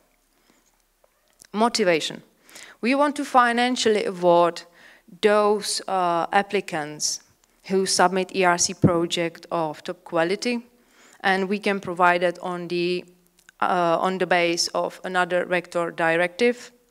The aim is to compensate them at least partially for the time they spent on the preparation of the grant proposal. The amount of support is up to 50,000 Czech crowns, and if the grant application proceeds to the second round of evaluation, the support may be increased up to 100,000 crowns. Okay, what we want to improve. ERC faculty pipeline. Well, the faculties should take the responsibility for the quality of basic information and preparation of their research staff, and university aims to have a strong administrative support or support in general, support at faculties, on each faculty at Charles University. Of course, we are willing to help them with the first steps, and we believe, based on some really good tips from our faculty colleagues, that workshops on how to provide proper feedback to the PIs will help. What should be developed is also career guidance for PhD students and postdocs, with the aim of informing them properly on the possibilities of the ERC. For example, the project from MSCA co-fund, which I mentioned in the previous slide, emphasizes the career development of the supported postdoc, and to this end, a completely new career development program is being developed. We would like to also analyze the evaluation summary reports and find strong and weak points of the proposals. And based on that information, we believe that we could make another step forward to better ERC support. So, what could be the main conclusion from my presentation, or even from our panel today? The pillars of institutional support are definitely proactive role and very deep interest of institutions themselves. So long-term active talent search, ideally among the postdocs, and at least 2 to 3 years before the planned submission of a project. Motivate talented researchers not to be afraid to pursue independent research program. Support them and provide all basic information about ERC. And last but not least, create a balanced work environment. Institutions should avoid overwhelming the PIs with too many responsibilities that could potentially drain their energy and motivation to apply for grants. So let's explore ways to optimize the ERC support. With this message, I would like to conclude my presentation, and it will be my pleasure to discuss with you your opinion on institutional support, and also I hope that I am able to answer all of your questions. So thank you very much for your attention.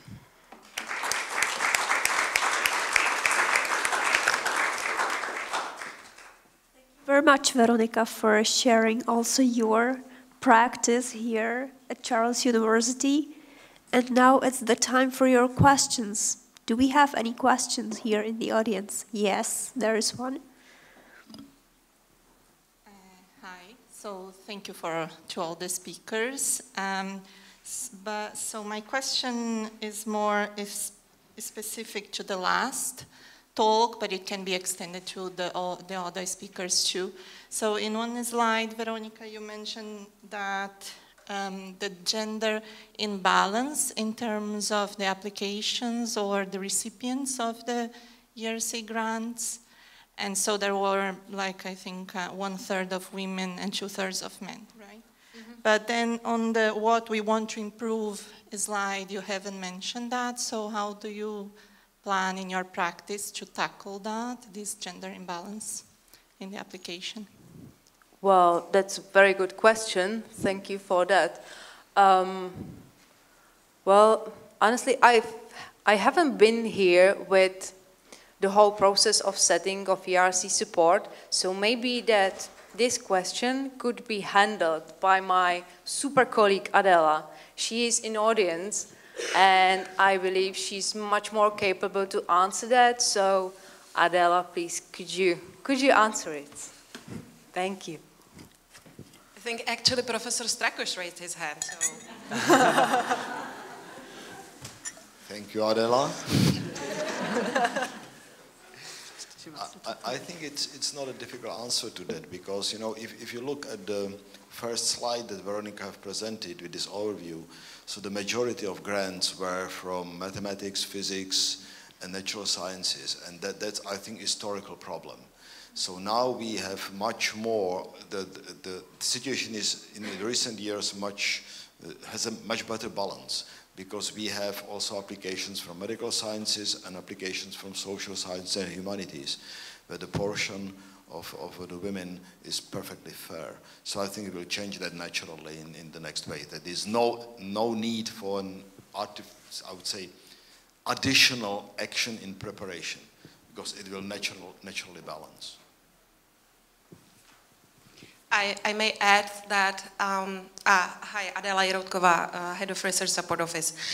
I think that's definitely true what Professor Strakoš said, that this will be handled, I think, naturally, but what we do at Research Support Office, that we are also looking at the internal schemes we have, like Primus, which was mentioned by Veronika, and we are trying to at least look at the evaluation committees, and we observed in the last 2 years, since the new leadership of the university, that there is a disproportion between men and women also at the evaluation boards. So we want to handle this issue as well, and I think that it's at least some step to also influence then the proportion within PIs.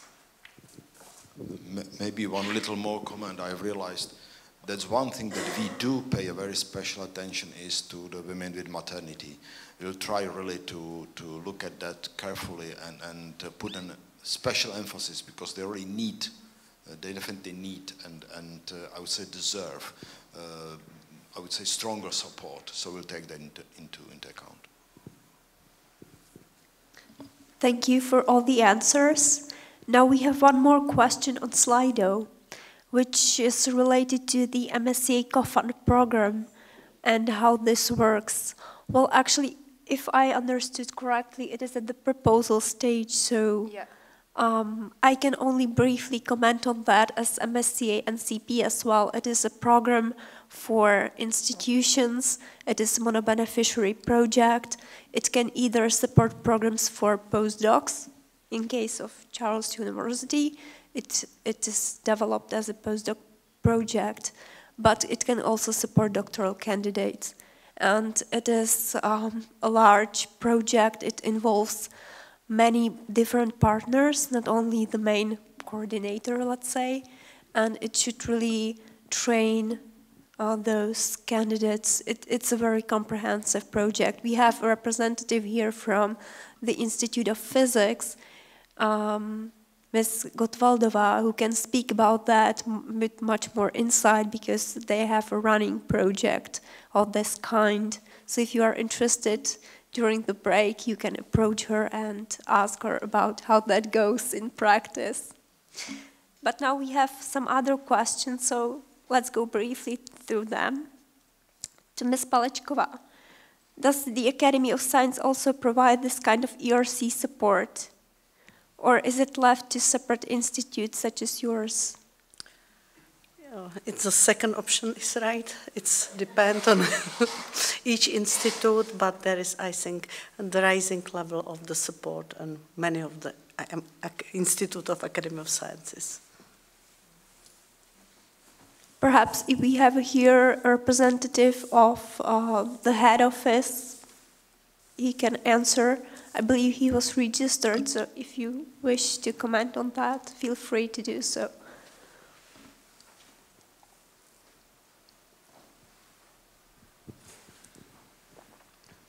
Hello everybody, my name is Filip Zrno. I work for Czech Academy of Sciences in head office, and we are now preparing our, let's say, internal concept of the central support for the applicants. But I can say any details, but we hope that we can, open our support to the potential applicants next year. So, thank you for this additional information.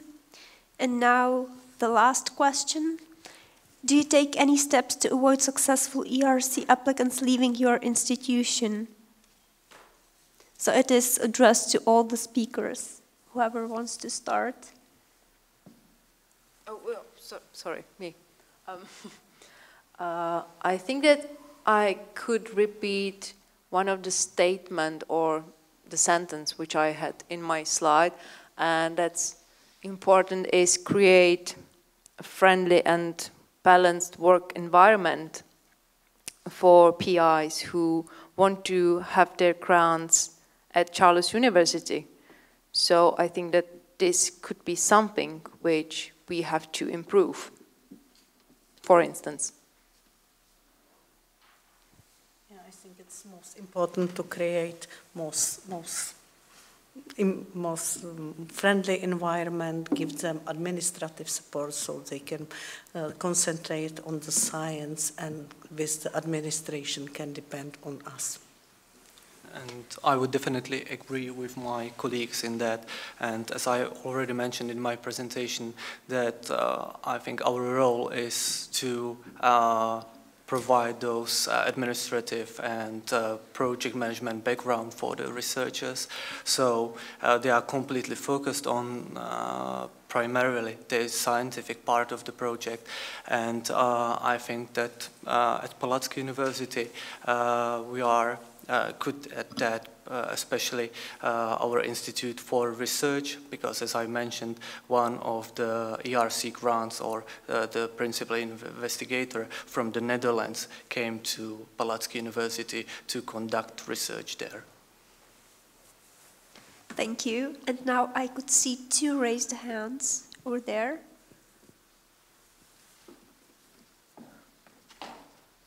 And these will be probably the last 2 questions that we will raise during this session before the break. Okay, thank you so much. My name is Kateřina Čapková. I have a question because I am thinking about a team, and as was mentioned by Matthew, it's usually so that you have to find people outside the Republic. And that's a problem because the salaries in the ERC should be according to the country. And if you have specialists from Germany or other more rich countries, it's hard to give them a full salary they would expect. And therefore, it's usually so that they want to keep their job and have this as a side job only. And there I found it extremely difficult to find out with any support from the institution. And I was told that this is, regardless of university or academy, the problem how to employ such people, because I was told that our institutions have not enough money for lawyer advice on how to deal with the so-called A1 and how to employ people from EU countries. So this is for me now actually the major problem by planning the ERC, that as was mentioned by Matthew, sometimes you have very specific expertise you need. you have them abroad, you cannot offer them the salary they want, and how to deal with this. And so I would like to know your advice. So if I may start, regarding the employment of foreign people possibly coming to Palacký University, we have a special dedicated position at the Rectorate at the HR office, which deals with that. So it's a great help in that sense. Speaking about the money, yeah, obviously it's a tough task, and unfortunately we have to work within the internal regulations, salary regulations. But I think at Palacký University, they still kind of offer the space to provide with sufficient remuneration to the researchers. Not always, obviously, but there is some kind of movement or space for movement. I can see Matthew wants to contribute to this debate. Just as a foreigner that came here, I think that Czech universities don't have as much money, but I don't think they spend their money very well either. And I don't think they spend their money strategically. And so, you know, when I ask people, what's your staffing strategy? You know, people look at me as if I'm some Stalinist, you know, wanting a kind of Pětka, you know, 5-year plan. And I think that's a real problem, and I'm glad you raised it, because although you're not going to suddenly increase amounts of money, but actually there does need to be a lot more work done on having a more strategic approach to staffing.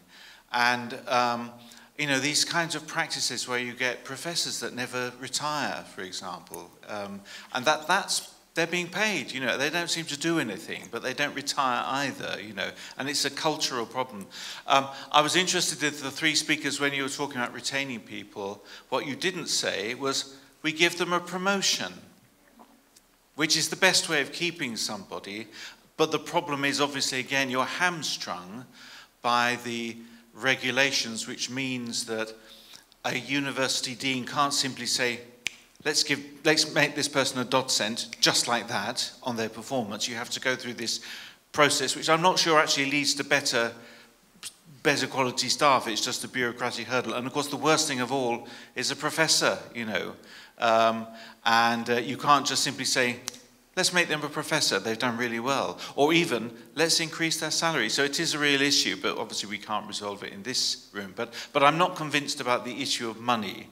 And certainly in my own institution, I don't think it is short of money, but I do think money is not spent wisely or in a strategic way when it comes to staffing. So that's really important, I think, to emphasize. Thank you, Matthew. There was another question, if you want to raise it still. It actually was on the same line, actually. We went back on the problem of retaining grantees and how to do it. And the idea, it's not the money, the issue. It's the perspective that a researcher can have with the ERC and after the ERC. It's the long-term perspective that I think the university needs to provide in some form. Just this was my comment. Gianvito Scaringi from Faculty of Science, if you were wondering. Thank you. Thank you so much. One more raised hand. So, all right, we will take... May add a bit. This is the main problem. It's simply the system of our docent and professor is absolutely ridiculous. And we are getting to a stone age in this way. And we must work on that, and we do. So we are trying to take care for our people that we got from the West, I would say this way, but from the very successful, and we do have them, and we do retain them, but it needs a lot of energy to push it through, to get them very fast to go forward. The system is completely wrong with this kept, and that what must be done. I'm not sure that, again, as Matthew said, that this is a problem with the money. So we are able, at least at the stage, if we have ERC grantees like from the US that They are here, living here, and they are hired, all the people whom they hire are from abroad, and from states like Switzerland and Germany, etc. And the salary is reasonable. This is not a problem. Yes, that's what I wanted to say, that this is very much, it can be very much subject related, because there are some rich, say, faculties and some poor faculties, but this policy should probably be made on the university level, and I think it is officially by the law, it's on the university level, it should not be on the faculty level. But then, I mean, like that you are allowed to do, from the point of the ERC. ERC don't work with, because the when you say the legal quantity or legal subject is university, not the faculty. So the limit of the salary is based on the legal quantity. But the question is whether they will allow you, that's the other issue, but you should address that if then. Because normally we don't have, with the postdocs and PhDs for the ERC grants, we don't have any problem with finances. I mean, with the level that is competitive with the finances anywhere in the world. And the very last question. I would just like to hear also what the Charles University ERC department has to say about this hiring people from abroad. We kind of only heard the University of Palacký response. But what support is there to get an international team actually into Prague? Well, now I feel bad, but I would like to pass this question also to my colleague Adela. So Adela, please. Well, maybe let me go back to what Professor Strakos said, because you said that some things might be done at the central level, but actually the labor code and a law about universities in Czech Republic, so all labor-related stuff is in the hand of the faculties. So it's up to each faculty actually how friendly environment they're able to create and what's the will actually to create such an environment. And sorry, can you repeat the question once again? Sorry, So it's difficult, even though possible, theoretically, to hire people from other EU countries. But the first thing that we in practice get stuck on is nobody really wants to fill in the A1 form. And overall, there is basically this kind of lack of, I would say, taking responsibility for support on this project. This kind of ping pong between what's done at the faculty, what's done at the university. There isn't really a procedure that we could follow. okay, I guess you're not from Charles University, right? You're from different university. Faculty of Mathematics and Physics, actually. Oh, I'm surprised because I don't feel like we are having any ping pong kind of games with any of the faculties. So basically, again, the conditions, like salaries and retaining people at the level of faculty, this is something what cannot be actually done from the central level, because it is also about the atmosphere creating at the faculty and the environment. So this is something what cannot we really intervene. What we do at the central level is that we give advice, we consult, we do every support we can do, and in case that we are reviewing some of the proposals which are of the poor quality, or we see that there might be some progression made till the next call, we ask the faculty to take up responsibility of that proposal in case they want to submit the proposal. But I don't feel like any kind of ping pong games in this. I don't know, Zdeněk, what do you think? No, I'm also a bit confused. You know, we are here talking about ERC, not about the general policy. The problem again is that I think the level of the salary which is allowed from the point of view of the ERC when they will have an audit is on the university level, not on the faculty level. But what the faculty does, hiring, etc., it's no way how it can be affected from the rectorate. This is a thing of a faculty by law. Okay, so there are two different things, so we should not mix them together. But we can talk about it later, okay? I think this is an excellent topic for the break. So now I would like to invite you for a 15-minute break, and the question which is on Slido will be answered during the next session.